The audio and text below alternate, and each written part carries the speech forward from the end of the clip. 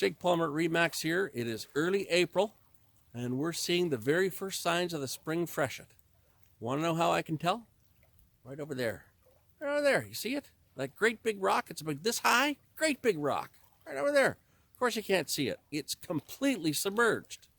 And as the property owner, I know that that means it's the spring freshet, because the only time that rock disappears is when we've got that spring thaw and the river's at its very highest, because it never disappears in the normal just high and low tides. It's only in the spring freshet. And if you live on the river, I'm sure you've got landmarks like that as well. Most important ones being how high the river's ever come. And in the last few years, that's been a major consideration if you own a waterfront property. How high has that river come? Are you in danger of flooding?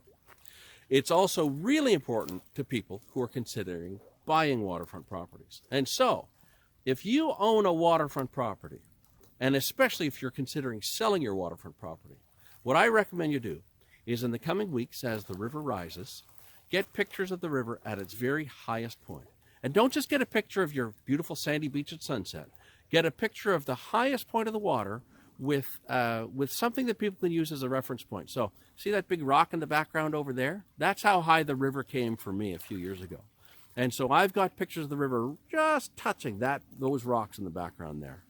Or it might be the base of a tree, it might be a staircase in your property, but when the river's at its very highest point, get some pictures and save them.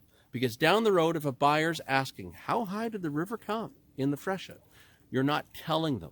You're not sending an email describing it. You're sending them a picture and showing them exactly how high the river was. And that's worth a lot more to any buyer than just a description of it, or an email, or a phone call. Having that picture will be very, very valuable. So that's my real estate tip for the month of April. If you have any questions, feel free to reach out to me. My email address is jake@jakepalmer.ca, and my phone number is 650-0092. Thanks very much.